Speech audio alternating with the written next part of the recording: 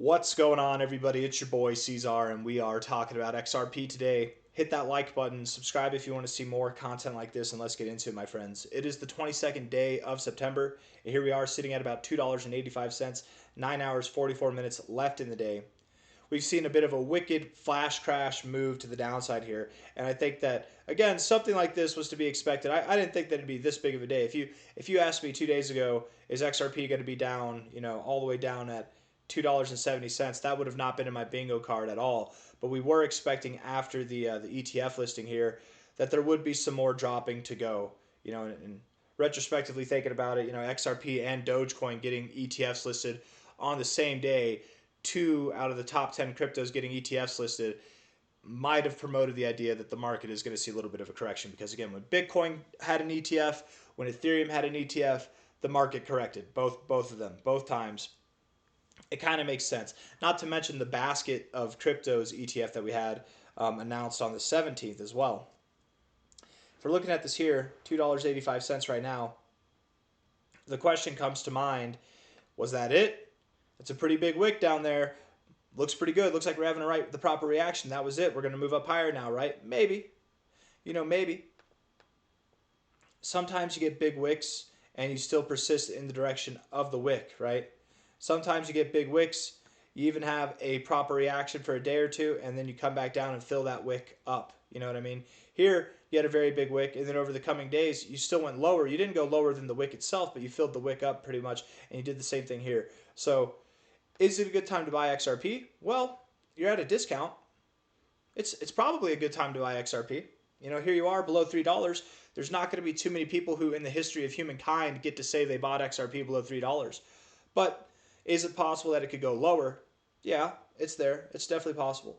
That doesn't mean that we go lower than this low, but that doesn't mean that we don't go lower than that low either. At the moment, we do have this double bottom, triple bottom kind of look, and that looks very nice. We're having the right proper reaction off of this area, but it is important to remember that we very well could still go below this low. It is possible. So, time will tell. Let's look at the 1 hour time frame. We'll zoom out from there. All right.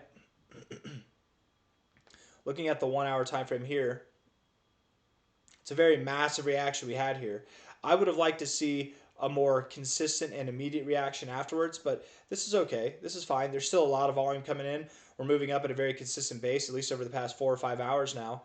Bitcoin's moving up as well. If the day, keeps going at this rate here, we keep growing at this pace, it's very, very possible that this was just a flash crash endeavor and we're done. We look at XRP and we take it from the 18th, or maybe not even the 18th, but just the overall high here, to the low that it had, high to low, it dropped about 15.3%. When Ethereum had its ETF listed, when Bitcoin had its ETF listed, both of them dropped significantly more than that. Bitcoin dropped 21%, Ethereum dropped almost 40%. I think XRP is getting off light, but we are in a point in time in the markets where things are really starting to ramp up, and we are starting to see some bullishness coming back in full force into the markets. We're not in full-blown alt season yet, regardless of what the altcoin index says. We're not in full-blown alt season yet, but we're definitely at the forefronts of it. Could it be that a 15% drop is all that XRP sees? Maybe. There might be enough demand to keep the price from going lower, and I do think there are a lot of people who are buying this up. This could have just been a flash crash to give the institutions what they needed to buy up some more before they list their ETFs. I doubt that there's only going to be one XRP ETF listed. But looking at this here, it looks pretty good right now. 9 hours, 41 minutes left in the day. Let's see how the day closes. If we can close here or higher, I would think that this is a flash crash, yes. If we can close above this day here at $2.86.2, then I would think that this is a flash crash. If we close below like this, maybe there's still hope that it is a flash crash. But if we close significantly lower, we come back down, then it's very possible that not only is it not a flash crash, but that we have lower endeavors ahead of us, okay? And it's fine either way. If we go lower, who cares? If we bounce here, great. Don't get worried about trying to buy the absolute low. I mean, first off, you missed it, right? I'd rather buy back up here, confident that it's not going to go lower, rather than buy here, maybe tomorrow it comes down, you wonder if you made the right decision or not, and then it ends up coming up, or maybe it goes lower, and you could have bought all the way down here. Either way, I think a little bit of patience is what's required right now. Let's wait and see how this plays out over the next 9 hours, 40 minutes, and really over the next couple of days. Let's see how that goes. Looking at this on the 1 hour time frame here, it's a lot of volume there, man. That is a lot of volume. How much volume is that actually? Let's see. Just on Binance, that's $52 million, $53 million in a 1 hour time frame. Crazy.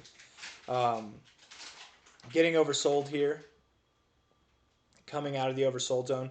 The RSI does look bearish, I must admit. And it looks bearish here specifically because you do have these lower highs coming in. It might make sense to come down, find support at the oversold zone, maybe come down, find support down here. Again, that wouldn't mean that we go below this low in the price, but that might mean that we do go back below $2.80. So just, keep your wits about you. It's very possible. This would be the area to reject if we are to reject. So if we close here or around this area, next hour we could move down. Maybe, we got 40 minutes left in this hour. Maybe we move down by the end of this hour. Stochastics are pointed up. They look good. That would make me think that we do continue to grow. So that's a little confliction there with what the RSI is suggesting. What the RSI is suggesting. Sorry, I can't talk. I would think that we do move up a little bit higher with that. Yes, the RSI looks a little bit bearish, but the stochastics look like they want to go up, and typically you go oversold, overbought, oversold, overbought, oversold, overbought, oversold, overbought, so maybe we do keep going higher. You just crossed green on your MACD as well. 4 hour time frame here. Stochastics look really good on the 4 hour, you guys. The RSI also, maybe we do move up. That's nice. I take it back. I take back what I was saying about the RSI here. Yes, it's in an area where you might reject, but I don't think it does. I think you look really good here. Yeah, the RSI got deep into the oversold zone. Even if you have lower to go, even if you come back into the oversold zone, I'd expect that you do come back up a little bit. Maybe find some resistance at the 50, the 60, at least the 40, which should allow for growth by the end of the day. You guys, this very well could be a flash crash. That's awesome. Yeah, I'm growing more and more confident this is a flash crash. Damn. I wish I made this video before I made my my most recent video talking about, let me see if it's listed. If it's not listed yet, I'll just unlist it and I'll remake it. Nope, it's listed. So anyways, talking about waiting and seeing. I don't know if we're in a wait and see moment anymore. I think it might be time to just scoop it up while you can, because yeah, things look like they're probably going to rebound here pretty soon. I like that stochastic a lot. The MACD is a little bit bearish, yeah, but who cares? The other two, this one is a little bit bearish too, but it suggests that we go higher. And if we are going higher on the 4 hour time frame by the end of the day, which this is what it would suggest, that very much validate the idea this is a flash crash. Now, do be aware again, even if it is a flash crash, even if we do close above this daily high here, even if we close all the way up at like $2.95 or $3, tomorrow, over the coming days, we could come back down, fill this wick a little bit, find support at prior resistance, prior support here, and then continue to move up. So don't get shaken out just because things are looking good now does not mean that you should panic at any kind of lower price action. That's all I'm trying to say there, okay? All in all, it's a good day to buy some XRP. Not financial advice, not a financial advisor. If you had any buy orders set up down here, good job. Definitely scooped that up at the low. Looking like we have a triple bottom here, and I really think what we're getting ready to do is break out and move higher, yeah? Looking at the daily time frame here, the RSI overall is very bullish. We're at the areas, the same areas that we bounce every single time, so I would expect, if we close here or higher, we will bounce. The stochastics do look a little bit bearish on the daily time frame, in all fairness. And the MACD crossing red, that's not ideal, but let's see how the day ends. Let's see how the day closes here before we get too bearish on that. I will say the stochastics and the MACD do suggest that we could go a little bit lower over the coming days, but lower does not mean that we go below this low, right? We come up, we close here. If we go lower over the coming days, we could go here and then bounce, right? It doesn't have to be lower than this low. But time will tell. I very much do believe that we have more to grow. Regardless of what happens over the coming days, over the coming weeks, if we move down a little bit more, we go to like 265, 250, okay, cool. Those are targets that we had a little while ago. They're back on the table. Maybe that's where we go. We find support at prior resistance. 265 to 250, something like that could happen. And then from there, we move up. Or we don't move lower and we just move up. This insignificant lower price action is nothing compared to the highs that we're going to go to. Inevitably, the target areas that we are assuming are anywhere from about $11.50 to $17. And I personally do expect that we'll see something in this $13 to $17 area up here, this kind of zone here. So I got nothing else for you guys. I hope you enjoyed the video. If you did, hit the like button, subscribe if you want to see more content like this. Thank you all for being here. I'll see you on the next one. Take care. Bye-bye.